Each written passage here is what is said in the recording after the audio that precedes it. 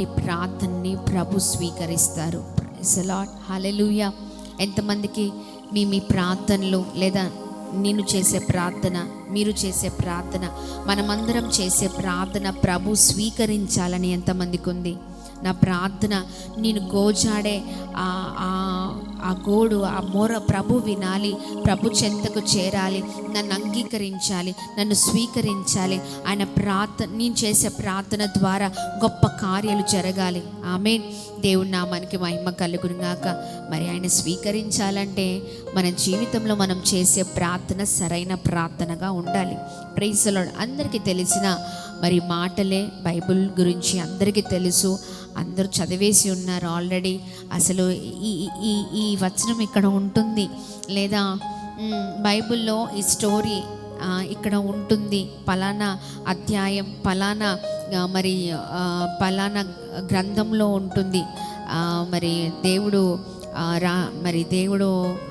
మాట్లాడిన మాటలు ఇదిగో ఈ చోటున ఉంటాయని చాలా స్పష్టంగా మనం చెప్పగలుగుతూ ఉంటాం. కానీ బ్రతుకులు మార్చబడటం లేదు కదండి. బ్రతుకులు మార్చబడాలి, అదే ప్రభువు ఆశపడుతున్న దేవుడై ఉన్నారు. Praise the lord. గట్టిగా చప్పట్లు కొడుతూ ప్రభు నామాన్ని అందరం కలిసి మహిమ పరుద్దాం. హల్లెలూయా, హల్లెలూయా. దేవుని నామానికి మహిమ కలుగునుగాక, దేవుని నామానికి స్తుతి కలుగునుగాక. ఆమేన్. ఎస్, ఈ ఉదయకాల సమయంలో ఒక ఇద్దరు వ్యక్తుల గురించి మనము మరి ధ్యానిద్దాము. మరి దేవుడు నమ్మదగిన దేవుడై ఉన్నారు. చిన్న పిల్లలకు కూడా ఈ వాక్యం తెలుసు, తెలియని వారు ఎవరూ లేరు. కానీ ఎప్పుడైతే ఆ వాక్యానుసారమైన జీవితాన్ని మనం జీవిస్తామో ఖచ్చితంగా మన బ్రతుకులు మార్చబడతాయి. ఆమేన్, ఆమేన్. దేవుని నామానికి మహిమ కలుగునుగాక, దేవుని నామానికి స్తుతి కలుగునుగాక. ఉదయకాల సమయంలో మరి దేవుడు ఎందుకో ఈ మాటల్ని మరి నాతో మాట్లాడుతూ ఉన్నారు. ఎందుకంటే మనము చేసే ప్రార్థన సరైన ప్రార్థనగా ఉన్నప్పుడు ప్రభుకి అది అంగీకారమైన ప్రార్థనగా ఉంటుంది. Praise the lord. ప్రభు ద్వారా ఆ ప్రార్థన అంగీకరించబడి ప్రభు ద్వారా గొప్ప కార్యాలు మనం చూడగలుగుతాం. Praise the Lord. కొన్నిసార్లు కొన్ని పొరపాట్లు, కొన్నిసార్లు కొన్ని మాటలు, కొన్నిసార్లు మరి ఆత్మీకంగానే ఉన్నట్లుగా ఉంటాం. మనం అనుకుంటుంటాం నేను చాలా పర్ఫెక్ట్ అని చాలామంది అనుకుంటూ ఉంటారు. నేను మాట్లాడింది కరెక్ట్ అనుకుంటారు, నేను చేసే పని కరెక్ట్ అనుకుంటారు, లేదా నేను ఉంటున్న విధానం కరెక్ట్ అనుకుంటారు. వారికి వారే, లేకపోతే ఎవరికి వారే నాదే అన్నట్లుగా మన జీవితాలు ఉంటూ ఉంటాయి. కానీ చూడండి, మనము నిత్యము సరిచేయబడే వారిగానే ఉండాలి. మనల్ని మనం సరిచేసుకుంటూ మన జీవితాలను ప్రభు దగ్గర పెడితే ప్రభు గొప్ప కార్యము చేయగల సమర్థుడై ఉన్నారు. ఆమేన్. మనల్ని మనం మార్చుకోకుండా, సరి చేసుకోకుండా దేవుని మహిమను, దేవుని కార్యాలను మరి కోరుకోవడం మన జీవితంలో దాని ద్వారా ఉపయోగం ఏమీ లేదు. మనం సరి చేయబడాలి. లూకా సువార్త 18వ అధ్యాయము ఎన్నో ఉపమానాలండి. ఆ ఉపమానాలు నిజంగా దేవుడు మనకు చక్కగా అర్థం అవ్వడానికి, మన నిజ జీవితంలో మనం ఉంటున్న విధానాలు మార్చబడ్డానికి దేవుడు మాట్లాడుతూ మనల్ని నడిపించడానికే ఈ మాటలన్నీ కూడా. 18వ అధ్యాయము 10వ వచనంలో ఈ మాటల్ని చదువుదాం. ప్రార్థన చేయుటకై ప్రార్థన చేయుటకై ఇద్దరు మనుషులు దేవాలయమునకు వెళ్ళిరి. వారిలో ఒకడు పరిసయ్యుడు, ఒకడు సుంకరి. పరిసయ్యుడు నిలువబడి దేవా నేను చోరులను అన్యాయస్తులను వ్యభిచారులనైనా ఇతర మనుషుల వలనైనను ఈ సుంకరి వలనైనను ఉండనందుకు నీకు కృతజ్ఞతాస్తుతులు చెల్లించుచున్నాను. వారమునకు 2 మార్లు ఉపవాసం చేయుచు నా సంపాదన అంతటిలో 10వ వంతు చెల్లించుచున్నానని తనలో తాను ప్రార్థించుచుండెను. అయితే సుంకరి దూరముగా నిలుచుండి చాలు బ్రదర్. ఇక్కడ ఇద్దరు మనుషుల గురించి దేవుడు ఉదయకాల సమయంలో మనతో మాట్లాడుతున్నారు. ఈ మాటలు ఇంతకు ముందే ఈ ఉపమానం ఇంతకు ముందే మాకు తెలుసండి అన్నవారు చేతులు చూపించండి. తెలుసు కదా, పరిసేయుడు గురించి సుంకరి గురించి తెలుసు. కానీ దేవుడు ఎందుకు ఈ ఉపమానం చెప్పారో అది అర్థం చేసుకునే వారిగా ఉంటూ ఉంటాం. అవునా కదా?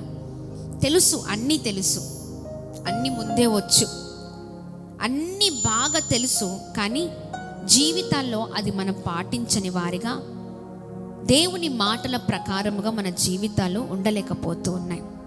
ఎలా పడితే అలా ప్రార్థించడము నిజంగా దాని ద్వారా ఏ క్షేమాన్ని ఏ లాభాన్ని మనం పొందుకోలేమండి. ఇదిగో పరిసేయుడు సుంకరి అనే ఒక ఇద్దరు మనుషుల గురించి దేవుడు ఉదయకాల సమయంలో మాట్లాడుతున్నారు. వారు ప్రార్థించుటకు దేవాలయానికి వెళ్ళారంట. వెళ్ళి దాంట్లో ముందుగా పరిసేయుడు ఇలా ప్రార్థన చేస్తున్నాడంట. ఏమని ప్రార్థిస్తున్నాడంటే, పక్కవారిని పోల్చుకుంటూ, అంతేనా బ్రదర్? పక్కవారి కొరత అంటే పక్కవారిని ఎత్తిపట్టి, అంటే వారిని వారి వారి వారి జీవితంలాగా నా జీవితం లేదు, నా జీవితం సరైన జీవితమే అని ప్రభుతో చెప్తున్నాడు. అది కరెక్టేనా? కంపారిజన్ అన్నమాట. వాళ్ళ జీవితం చూడండి, నా జీవితం చూడండి అన్నట్లుగా ఉంది. ఇక్కడ చూడండి, చోరులను, అన్యాయస్తులను, వ్యభిచారులైన ఇతరుల మనుషుల వలనైనను ఈ పక్కనున్న సుంకరి వలన, అంటే సుంకరి లాగా నేను లేనయ్యా, అందును బట్టి కృతజ్ఞతాస్తుతులు. ఇదొక ప్రార్థననా? చెప్పండి, ఇదొక ప్రార్థననా? ప్రార్థన ఇలానే చేసేది లేదు కదా. దేవునికి తెలీదా మనం ఏంటో, మన మనసు ఏంటో, మనం ఉంటున్న విధానం ఏంటో, మన గుణగణాలేంటో? ఆయనకు చాలా స్పష్టంగా, మనకే లేదు స్పష్టత, ఆయనకు చాలా స్పష్టత ఉంది. ఆయన చాలా స్పష్టత కలిగిన దేవుడు. ఆయనకు అన్నీ తెలుసు. నీవు చెప్పాల్సిన అవసరం లేదు నీ గురించి. ఈయన మాత్రము వెళ్ళి దేవా అంటూ చాలా చక్కగా పక్కవాన్ని పింక్ చేసినట్లుగా, అంటే ఏమంటారు, పోల్చుకుంటూ పొడిచినట్లుగా, వారిట్లా వారట్లా, వారి దొంగలు, వారి వ్యభిచారులు, వారి ఇలా, వారిలాగా మాత్రం నేను లేనయ్యా, నీకు కృతజ్ఞతాస్తుతులు. ఇగో ఈ పక్కనున్న సుంకరిలాగా కూడా లేనయ్యా, నీకు కృతజ్ఞతాస్తుతులు. దీన్ని సెల్ఫ్ రైచియస్నెస్, అంతే, స్వనీతి. ఇంకా పొగడుకోవడం, మనకి మనం పొగడుకోవడం. చాలామంది ఎక్కువ పొగడతలు, మనల్ని మనం పొగడుకుంటే చాలు, అంతేనా? పక్కనోని ఎలా అయినా కించపరిచి మనల్ని మనం పొగడుకుంటే 10 మంది మనల్ని మెచ్చుకుంటారు అన్నట్లుగా జీవితాలు ఉంటాయి. నేను లేకపోతే ఏమి జరగదు, నేను లేకపోతే అలా కాదు, ఇలా కాదు, అలా అని మాట్లాడుతూ ఉంటాం. మనం ఎవరం లేకపోయినా జరగాల్సినవన్నీ జరిగిపోతూనే ఉంటాయి. Praise the lord. దేవుని నామానికి మహిమ కలుగునుగాక. పక్కవాడిని గురించి ఎత్తిపోటు మాటలు మాట్లాడుతూ దేవుని దగ్గర పరిసేయుడు మాట్లాడుతూ ఉన్నాడండి. చూడండి, ఇంకా కొన్ని మాటలు మాట్లాడుతున్నాడు. ఏమంటే, వారానికి 2 మార్లు ఉపవాసము చేయొచ్చు, నా సంపాదన అంతటిలో 10వ వంతు చెల్లించుచున్నానని తనలో తాను ప్రార్థించుచుండెను. హల్లెలూయా. ఏంటండి, వారానికి ఎన్ని రోజులు ఉంటాడంటే ఉపవాసం? 2 రోజులు. నువ్వు ఉపవాసం ఉంటావో లేదో దేవునికి చెప్పాలా? చెప్పండి. చాలామంది ప్రార్థనలు ఇలానే ఉంటాయి. అయ్యా నేను అది చేశానయ్యా, నీ కొరకు ఇది చేశానయ్యా, అయ్యా ఇట్లున్నానయ్యా, ఈ కార్యం జరిగించయ్యా, అంతేనా? ఇలా మాట్లాడుతూ ఉంటారు చాలామంది. వారానికి 2 రోజులు ఉపవాసం ఉంటున్నానయ్యా, నా సంపాదన అంతట్లో నీకు 10వ వంతు ఇస్తున్నాను కదా అని దేవునికే జ్ఞాపకం చేసే అంత గొప్పోడు అయిపోయాడనమాట పరిసేయుడు. చూడండి, ఇంకా చెల్లించిన తనలో తాను ప్రార్థన చేయుచుండెను. ఈ మనుషుడు ఇలా ప్రార్థన చేస్తే 2వ మనిషి సుంకరి ఉన్నాడు కదా, సుంకరి తన ప్రార్థన ఎలా ఉందో చూద్దాం.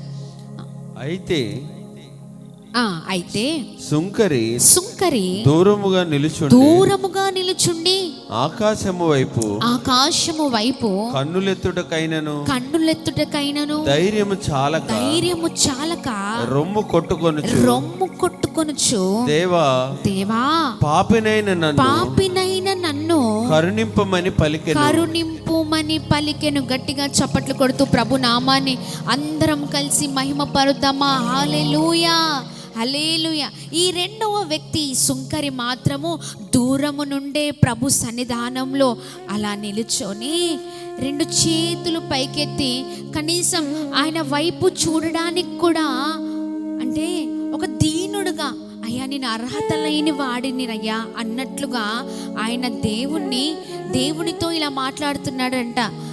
చూడండి, కన్నులెత్తుటకైనను ధైర్యము చాలక రొమ్ము కొట్టుకొనుచు దేవా పాపినైన నన్ను కరుణించుమయ్యా. హల్లెలూయా. ఏమండి, పాపినైన నన్ను కరుణించయ్యా అని దేవుని అడుగుతూ వస్తూ ఉన్నాడంట. హల్లెలూయా, హల్లెలూయా. ఇదిగో ఇది దీనత్వము కలిగిన ప్రార్థన. ఆమేన్. దేవుని దయను పొందుకునే ప్రార్థన. Praise the lord. మన దగ్గరకు వచ్చి ఎవరైనా గట్టిగా మాట్లాడి ఇష్టం ఉన్నట్టు మాట్లాడితే మనం మెచ్చుకుంటామా అండి? చెప్పండి. మన దగ్గరకు వచ్చి ఇష్టానుసారంగా మాట్లాడి రుబాబు చేస్తే ఎవరైనా ఒప్పుకుంటారా? ఎవ్వరం ఒప్పుకో. అవునా కాదా? మనుషులకే ఇంత ఉంటే దేవునికి ఇంకెంత ఉండాలి? మనల్ని సృజించిన వారు ఆయన. మనుషుల దగ్గరకు వచ్చి చాలామంది రుబాబు చేసిన ఏంటి ఇది అని మాట్లాడుతూ ఉంటారు కదా. మనుషులే నిన్ను స్వీకరించకపోతే దేవుడు నిన్ను ఎలా స్వీకరిస్తారు? అవునా?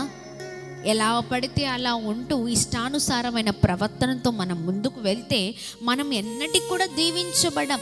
ఇదిగో ఈ పరిసెడు చేసే ప్రార్థన ఇలా ఉంటే, సుంకరి చేస్తున్న ప్రార్థన ఎంతో దీనత్వంతో, అసలు దేవుణ్ణి చూచుటకు అర్హుణ్ణి, అంటే ఆయన చూడడానికి అర్హత లేదు అన్నట్లుగా, ఆయన నిజంగా కన్నులెత్తడానికి కూడా, ఆయన చూడడానికి కూడా ఆయన వల్ల అవ్వట్లేదండి. రొమ్ములు కొట్టుకుంటూ అంటున్నాడంట. హల్లెలూయా. బిగ్గరగా చెప్తున్నాడంట, దేవా నేను పాపినయ్యా. తగ్గించుకుంటున్నాడు. తనను తాను తగ్గించుకున్నవాడు హెచ్చింపబడతాడు. హెచ్చించుకునేవాడు, ఇక్కడ ముందు పరిసేడు ప్రార్థన హెచ్చింపు గల ప్రార్థన, హెచ్చించుకోవడం, తన్ను తాను హెచ్చించుకుంటూ దేవుని దగ్గరే మాట్లాడుతున్నాడు. కానీ ఈ సుంకరి చేస్తున్న ప్రార్థన తగ్గింపు ప్రార్థన. దేవా నిన్ను పాపినయ్యా, యేసయ్యా నన్ను కరుణించమయ్యా, నన్ను కరుణించయ్యా. హల్లెలూయా. మరొక మాట మాట్లాడుతున్నారు అక్కడ. ఏంటో తెలుసా? అతని కంటే ఇతడు నీతిమంతుడుగా తీర్చబడి తన ఇంటికి వెళ్ళనని మీతో చెప్పుచున్నాను. హల్లెలూయా. టాలీ, ఒక నిమిషం బ్రదర్. టాలీ అయిపోయింది. ఏంటంటే దేవుడు చెప్పే డిక్లరేషన్, తను తగ్గించుకున్నాడు, దేవుని దయను పొందుకున్నాడు. అందుకనే ఈ మాటలు. ఏ మాటలు అంటే అతని కంటే ఇతడు నీతిమంతుడిగా తీర్చబడి తన ఇంటికి వెళ్ళనని మీతో చెప్పుచున్నాను. ఇంకా ఈ డిక్లరేషన్ అయిపోయింది. హెచ్చింపు గల మాటలు దేవునికి అవసరం లేదు. తగ్గించుకున్న వారి జీవితాలు చాలా అద్భుతకరంగా ఉంటాయి. Praise the Lord. కింద ఉన్న మాట చదువుదామా? తన్ను తాను హెచ్చించుకునివాడు తగ్గించబడుననియు, తన్ను తాను తగ్గించుకునివాడు హెచ్చింపబడుననియు చెప్పాను.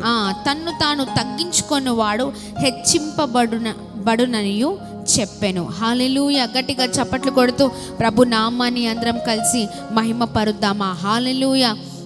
ఎంత చక్కని మాటలు కదండి. ఈ మాటలు జాలి ఇయాల. తగ్గించుకున్నవారు హెచ్చింపబడతారు. ఎంతమంది రోజు తగ్గించుకుంటున్నారు, ఉపవాసం ఉంటున్నారు, ఓకే, ప్రార్థన చేస్తున్నారు, ఓకే. ఎవరైనా ఒక వ్యక్తి వచ్చి ఇష్టం ఉన్నట్లు మన పైన మాట్లాడారనుకోండి, రివర్స్ మాట్లాడుతున్నారా అంటే ఇష్టం ఉన్నట్లుగా నువ్వెంతరా, నీ లెక్క ఎంత, రివర్స్ మాట్లాడతాం అన్నమాట. ఆ భయంకరమైన కోపం చూసినప్పుడు ఈ ప్రార్థన పరులమైన మనము ఉపవాసంలో ఉంటూ ప్రార్థన చేస్తూ ఉండగా మనం ఏం మాట్లాడాలి? తగ్గింపు. మనం కూడా మాట్లాడితే అక్కడ ఏమవుతుంది చెప్పండి? గొడవ రేకిద్ది. అంతేనా? అవునా కాదా? చాలా మట్టుకు మనం ఇలాగనే ఉంటూ ఉంటాం. మళ్ళీ వచ్చి మళ్ళీ ప్రార్థన చేయడం, మళ్ళీ బయటికి వెళ్ళి మాట్లాడడం, ఇష్టానుసారముగా మాట్లాడడం, గునుక్కోవడం, సనుక్కోవడం, విసుక్కోవడం. ఇప్పుడు సపోజ్ ఈ ప్రార్థన అయిపోయిన తర్వాత ఏదో ఒక చిన్న పని ఉంది అని అనౌన్స్మెంట్ వచ్చింది అనుకోండి, సనుక్కుంటూ ఉంటాం. ఎప్పుడు ఇదేనా? ఇది ఏంటి? దేవుని పన, దయ్యపు పన? దేవుని పని. దేవుని పనిలో మనం ఏం చేయాలంటే ప్రార్థన చేయాలి, వాక్యానుసారంగా జీవించాలి.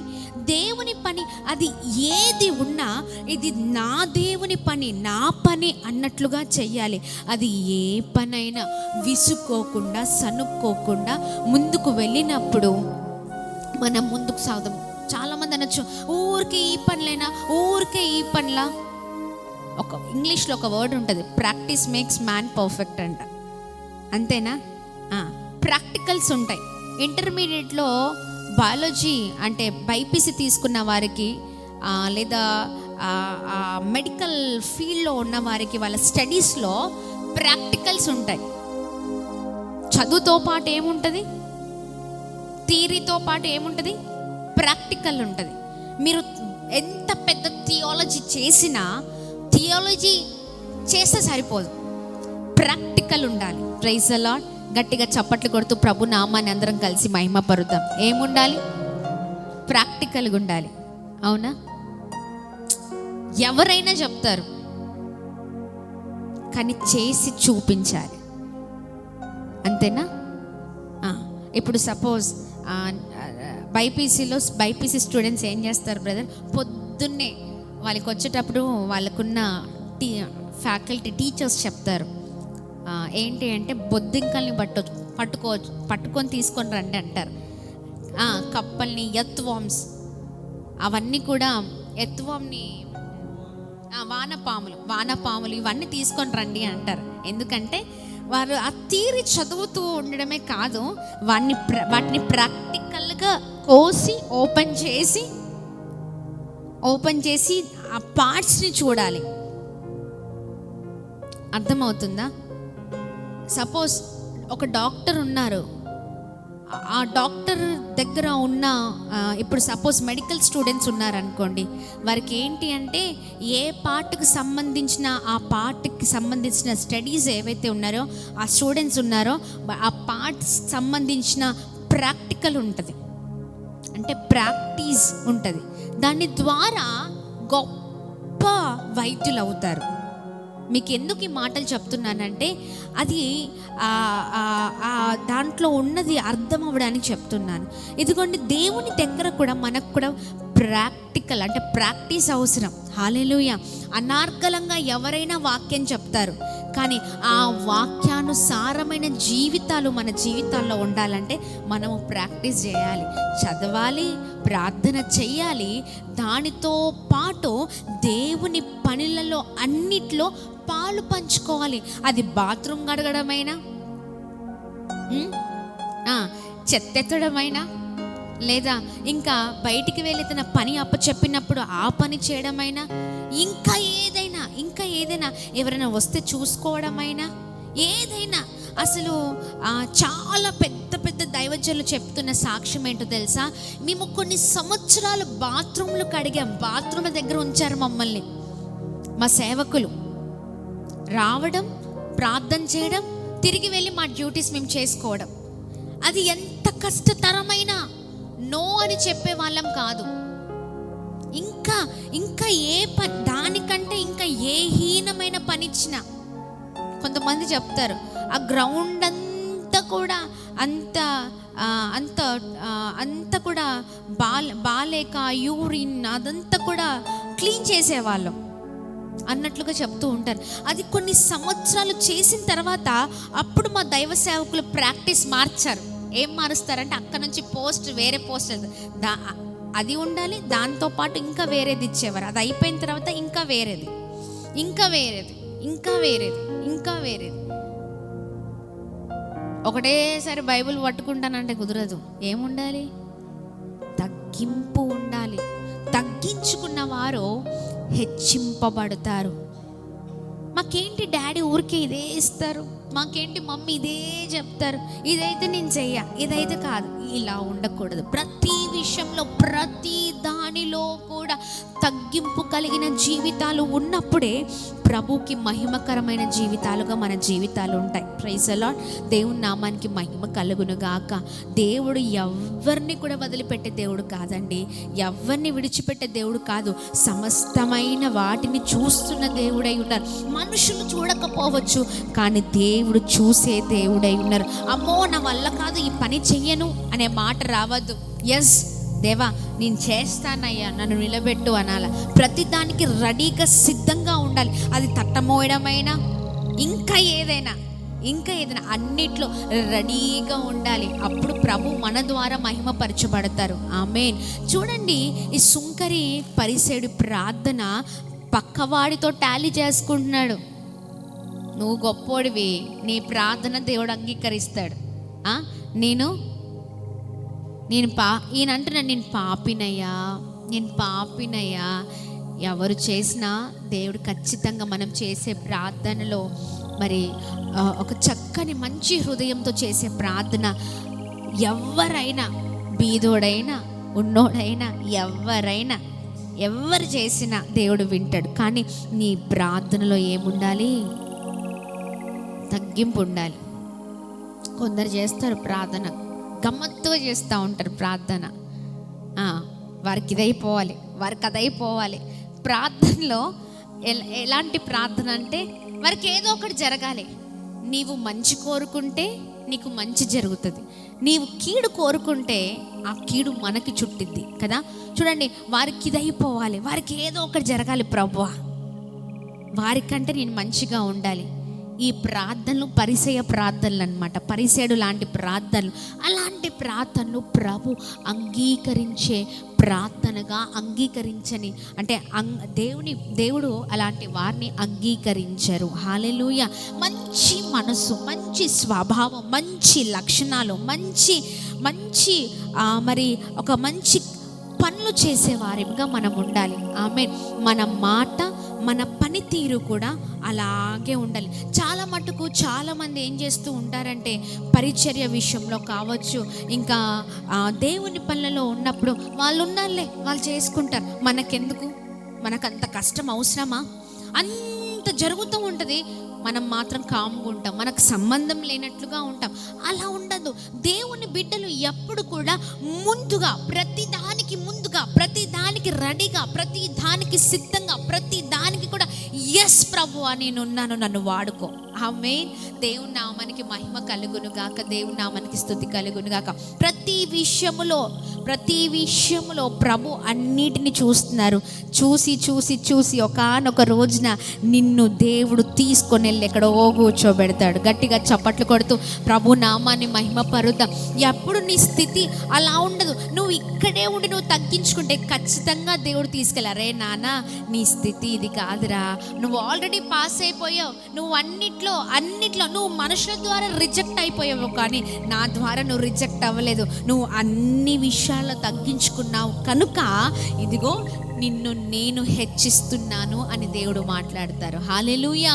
దేవుని నామానికి మహిమ కలుగును గాక. గట్టిగా చప్పట్లు కొడుతూ ప్రభు నామాన్ని అందరం కలిసి మహిమ పరుద్దాం. బోలో యేసు మసీకి జై. హల్లెలూయా. దేవుని నామానికి మహిమ కలుగును గాక. ఫస్ట్ దైవ సేవకులు మరి ఆర్ఫన్ మినిస్ట్రీ స్టార్ట్ చేసినప్పుడు మరి సేవకులు అన్నీ చూసుకునేవారు. సేవకులతో పాటు దాని తర్వాత నేను కూడా యాడ్ అయిపోయాను. ఆమేన్. చక్కని కుటుంబాన్ని దేవుడు ఇచ్చారు. దేవుడు మరి పరిచర్య విషయమై మాట్లాడి పంపించిన తర్వాత నిజంగా మనం ఎట్లా పెరిగినా ఒక దగ్గరకు వచ్చిన తర్వాత తగ్గించుకోవాలండి. ఆమె మరి పరిచర్య ప్రారంభించి కలిసి మేము రన్ అవుతున్న మూమెంట్లో శరణాలయానికి ఎవరైనా వస్తున్నారంటే, ఎవరైనా చూడడానికి వస్తున్నారంటే భయపడే వాళ్ళం. ఎందుకో తెలుసా? ఇంతమంది పిల్లలు, 20-25 మంది పిల్లలు. ఆ పిల్లలు చిన్న పిల్లలు. ఒక పిల్లలు, 2 పిల్లలు ఇంట్లో ఉంటేనే చాలా కష్టంగా ఉంటుంది. అందులో పిల్లలకి ఏంటంటే యూరిన్ పాస్ చేయడము, ఎలా పడితే అలా ఉంటూ ఉంటారు. అంతమంది పిల్లలతో మేము ఏం చేయాలి? బయటికి మా వర్క్స్కి మేము వెళ్ళిపోవాలి. మీరు నమ్ముతారో నమ్మరో, ఎవరైనా వస్తే మేము భయపడే వాళ్ళం. ఎందుకో తెలుసా? అసలు ఈ వాసన అంతా చూసి వాళ్ళు ఏమనుకుంటారో, ఈ వాసన అంతా చూసి ఏమనుకుంటారో. ఇంత భయంకరమైన వాసన. ఎందుకంటే కడిగిన వాళ్ళం కడిగినట్లే ఉండేవాళ్ళం. చిన్న పిల్లలు, వాళ్ళు మా చేతికి కూడా రాలేదు. వాళ్ళు ఏం చేస్తారు? ఏం చేయలేరు కదా. ఊడుస్తూనే ఉండేవారం, కడుగుతూనే ఉండేవారం, అంత క్లీన్ చేస్తూనే ఉండేవారు. ఆ చిన్న గదిలో ఇదంతా ఒకటే బాత్రూమ్. కడిగిన వాళ్ళం కడిగినట్టు, చేసిన వాళ్ళం చేసినట్లు ఉండేది. అంత కష్టపడ్డాం. తోమిన వాళ్ళం, అంట్లు తోమే వాళ్ళం, గిన్నెలు తోమే వాళ్ళం, బట్టలు ఉతికే వాళ్ళం, పిల్లలకి స్నానాలు చేపించే వాళ్ళం చక్కగా. అది కూడా సంతోషంగా. హల్లెలూయా. ఏంటండి? సంతోషంగా చేసేవాళ్ళం ఆ పనిని. పిల్లలకి స్నానాలు, సేవకులు మగ పిల్లలకి, చిన్న పిల్లలకి స్నానం చేపిస్తే ఉదయాన్నే మళ్ళీ వాళ్ళందరినీ మంచిగా రెడీ చేసి, అమ్మాయిలకు నేను స్నానం చేయించి వాళ్ళకు వండి అంత రెడీ చేసి సిద్ధం చేసి అన్నీ వాళ్ళ బట్టలు ఉతికి అన్నీ చేసి చాలా కష్టతరం. ఆ కష్టతరంలో కూడా ప్రభుని స్తుతించలేదండి. ఏంటయ్యా తీసుకొచ్చి ఇలా పడేశావు, ఏంటయ్యా ఈ పరిస్థితి, ఏంటయ్యా ఇదంతా అని ఎప్పుడు అనుకోలేదండి. నిత్యము నిజంగా మాకున్న శ్రమలు, మాకున్న కష్టతరమైన పరిస్థితులలో ఎవరైనా ఉంటే, ఏంట్రా బాబు, అడుగడుగున పోరాటమేనా, అడుగడుగున కష్టమేనా, అడుగడుగున శ్రమేనా, ఇదంతా వద్దు, అవసరమా ఇదంతా?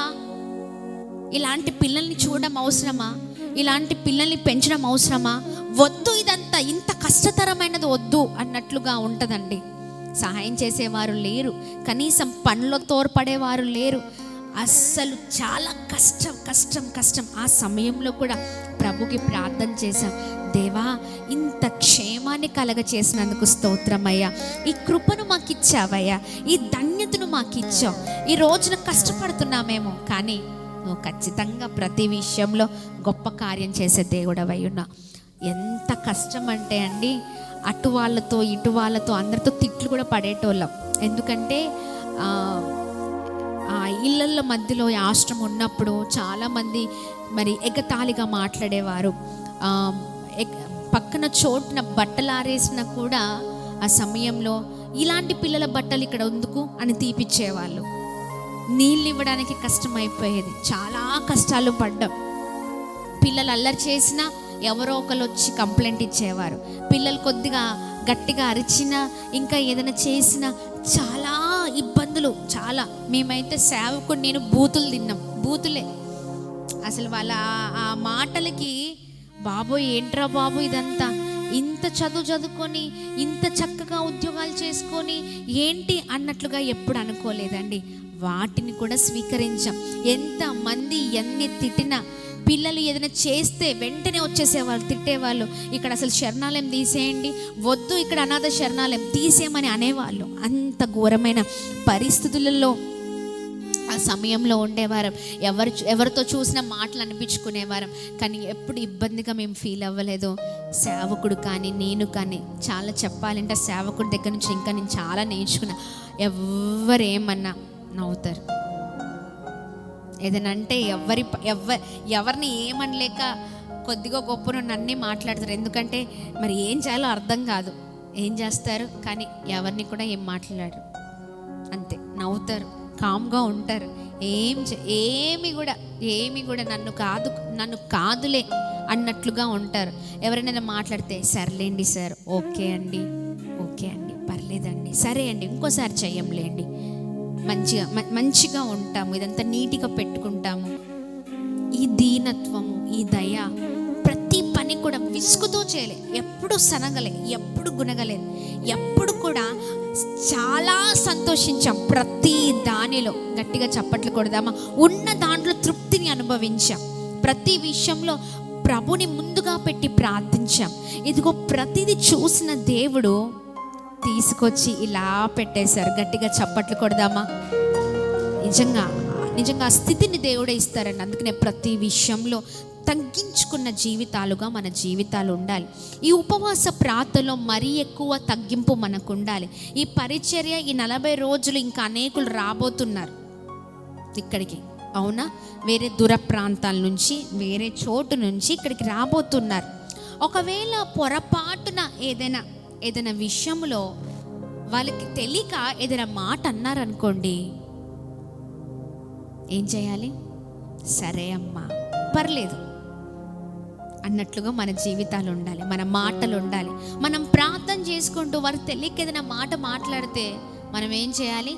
సరే తల్లి, ఓకే, పర్లేదమ్మా అన్నట్లుగా మాట్లాడి, ఆమె ఎవరో మాట్లాడారని, అతను ఎవరో మాట్లాడారని, ఇంకెవరో మాట్లాడారని, వారు మాట్లాడుతున్నారని మీదికి పోవడం, మనం మాట్లాడడం, ఇది దేవుని బిడ్డల లక్షణాలు కావు. హల్లెలూయా! దేవుని నామానికి మహిమ కలుగును గాక.